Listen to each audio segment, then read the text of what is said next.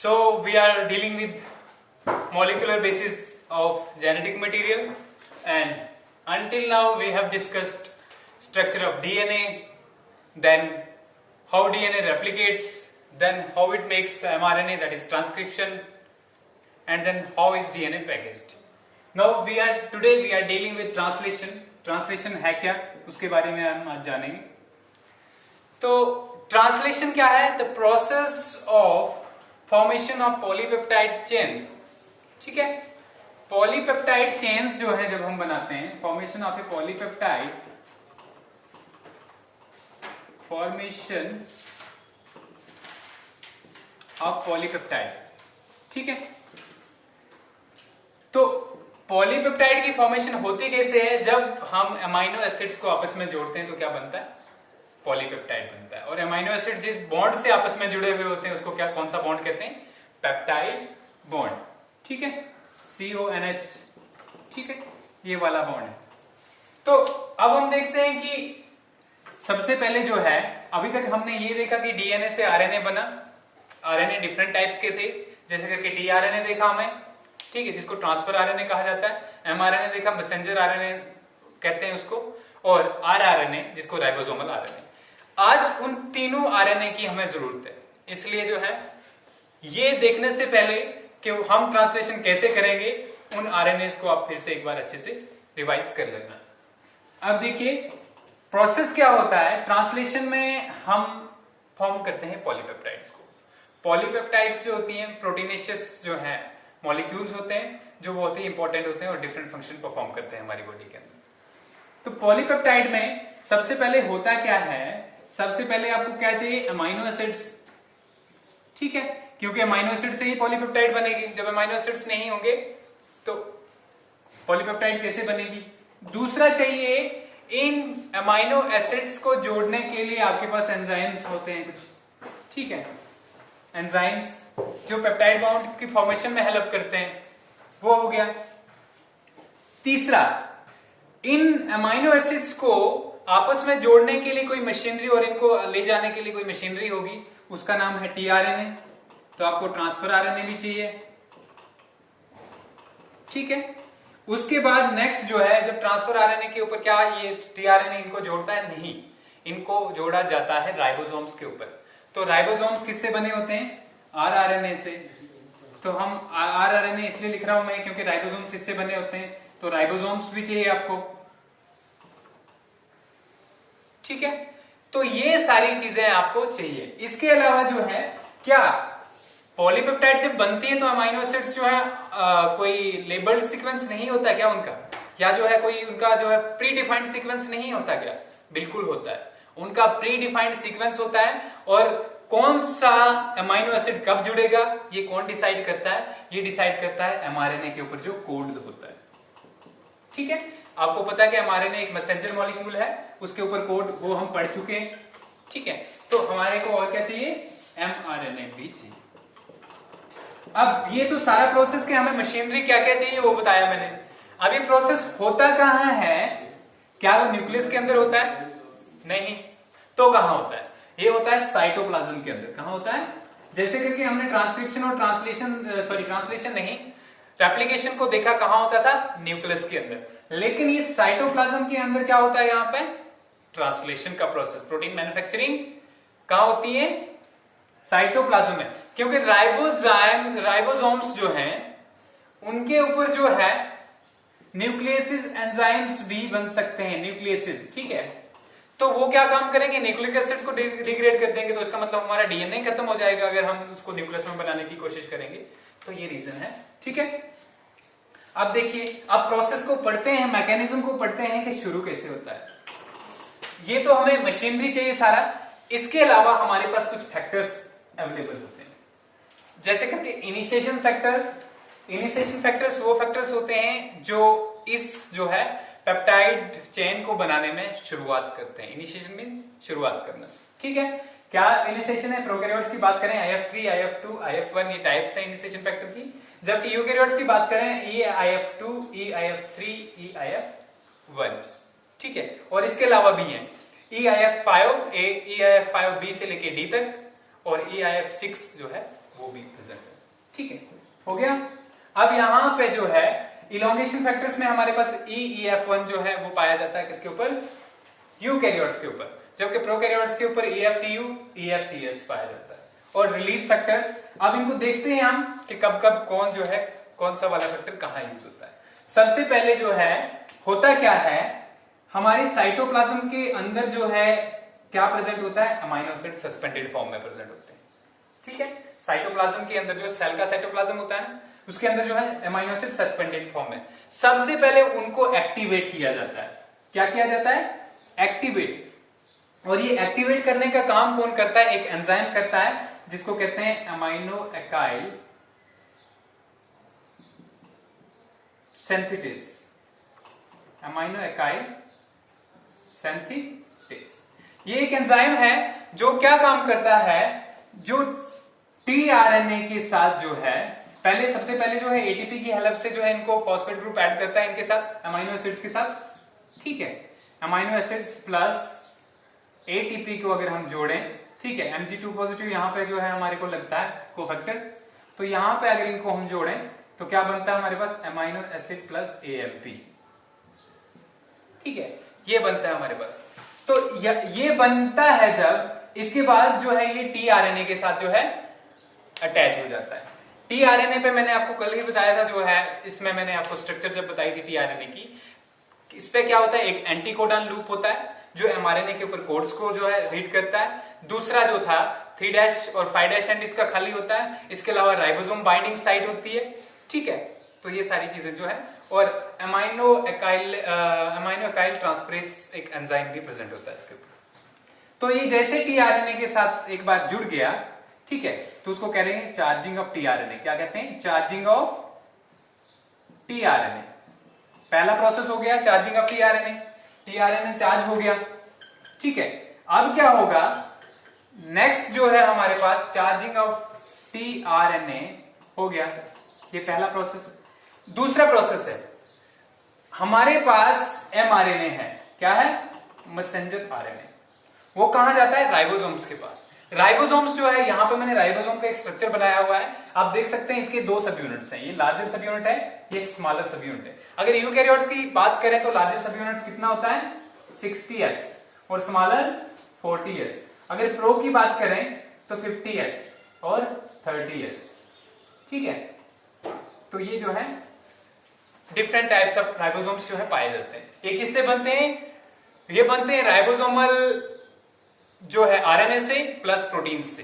55 एक में 50 प्रोटीन्स पाई जाती है बड़े सब यूनिट में, और छोटे में 33, लगभग अगर यूकैरियोट्स की बात कर रहा हूं मैं।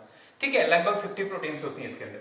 तो जैसे ही देखिए, इस पे मैंने राइबोसोम्स पे 3 साइट्स बनाई हुई, एक पी साइट है, ठीक है, दूसरी ए साइट है और तीसरी ई साइट। ए साइट का मतलब है, ए का मतलब है amino acid binding site, amino acid binding site कौन सी है, ए साइट, यहां पे आके अमाइनो एसिड बाइंड होता है।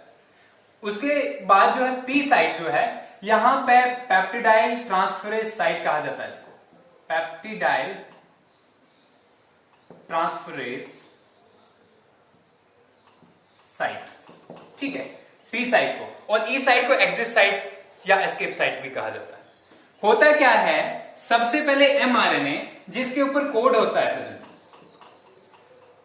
ठीक है, जो कोड उसके ऊपर प्रेजेंट होता है वो आके, क्योंकि यहां इसके बीच में गैप होता है, एक टनल लाइक स्ट्रक्चर होती है लार्ज जो है, जहां से बाद में जो है पेप्टाइड जो है चेन बाहर आती है।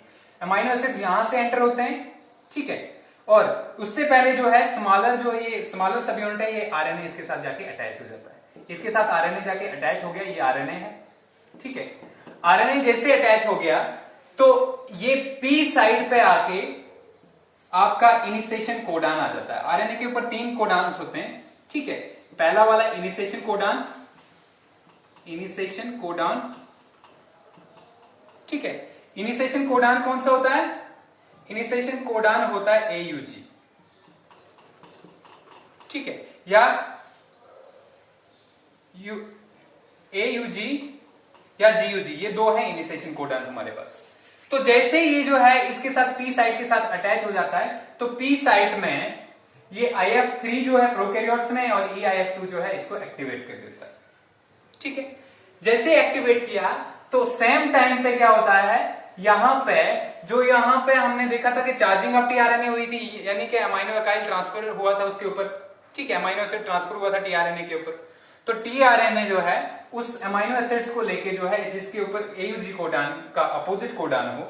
एयूजी कोडान का अपोजिट क्या होता है, टीआरएनए के ऊपर कोड होता है। एंटी कोडान लूप जो होती है, एंटी कोडान लूप क्यों कहा जाता है उसको, क्योंकि वो एमआरएनए के कोड के अपोजिट में होती है। अगर एयूजी है तो इसके अपोजिट में क्या होगा, एडेनिन यूरेसिल के साथ करेगा, क्योंकि कंप्लीमेंट्रिटी का आपको हमेशा ध्यान रखना चाहिए, डीएनए हो, आरएनए हो या कुछ भी हो। तो यहाँ पे जो है एडेनिन यूरेसिल के साथ जुड़ेगा, यूरेसिल एडेनिन के साथ जुड़ेगा और गुआनिन जो है साइटोसिन। जो यूएसी वाला एंटी कोडान जिस टीआरएनए के ऊपर होगा वो आके यहाँ पे बाइंड कर जाएगा। ठीक है, बाइंड जैसे करेगा उसके बाद जैसे ही यहाँ पे पी साइड पे पहुंचेगा तो IF2 की हेल्प से जो है, IF2 की हेल्प से वो वाला टीआरएनए यहाँ पे आके अटैच हो जाएगा। समझ आ गया। उसके बाद नेक्स्ट सीक्वेंस को देखते हैं। सपोज करो एमआरएनए के ऊपर जो पी साइड पे अटैच हो गया एक बार एयूजी के अपोजिट वाला कोडान। नेक्स्ट सीक्वेंस मान लो हमारे पास C, G और C है, साइटोसिन, ग्वानिन, साइटोसिन। तो इसका अपोजिट कॉम्प्लीमेंट्री क्या होगा, ठीक है, साइटोसिन के अपोजिट में आपका ग्वानिन आएगा।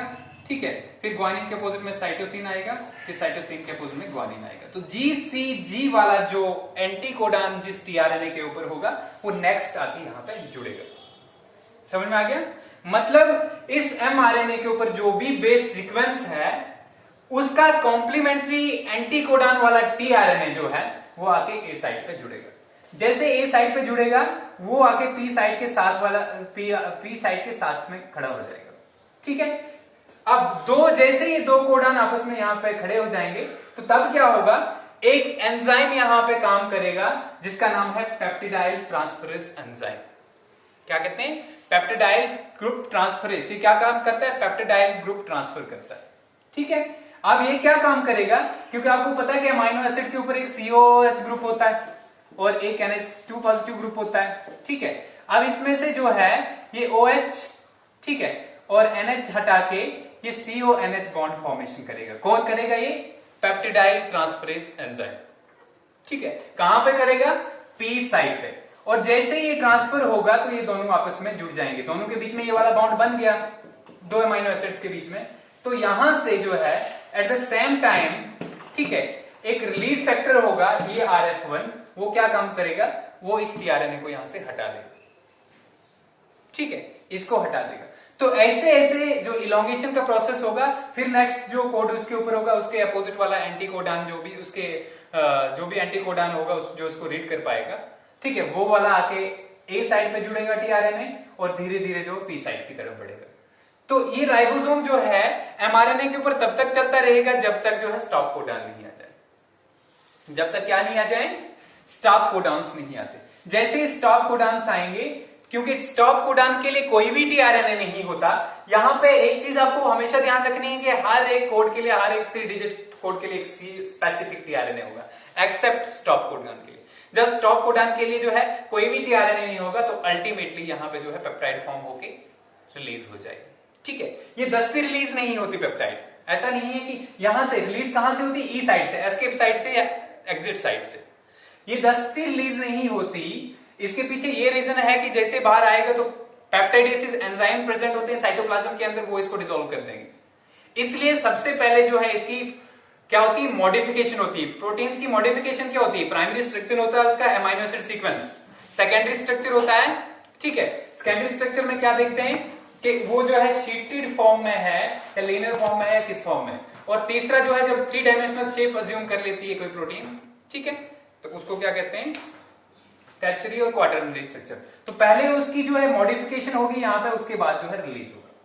तो ये पूरा प्रोसेस जो है किसके अंदर है, ट्रांसलेशन के अंदर। फिर से एक बार रिपीट करता हूं, पहला होता है charging of tRNA, charging of tRNA, पहले टीआरएनए चार्ज होगा। ठीक है, दूसरा attaching of mRNA to small subunit, small subunit के साथ एमआरएनए अटैच होगा। तीसरा जो पी साइड है, जैसे ही अटैच होगा तो पी साइड जो है किसके ऊपर, इस राइबोसोम के ऊपर जो है ये इनिशिएशन जो है एक्टिवेट हो जाएगी, किसकी हेल्प से, IF3 की हेल्प से। एट द सेम टाइम जो है, क्योंकि ये स्टार्ट कोडान जो है इसके ऊपर AUG जो होगा उसका कॉम्प्लीमेंट्री tRNA जो है आके A साइट पे जुड़ेगा।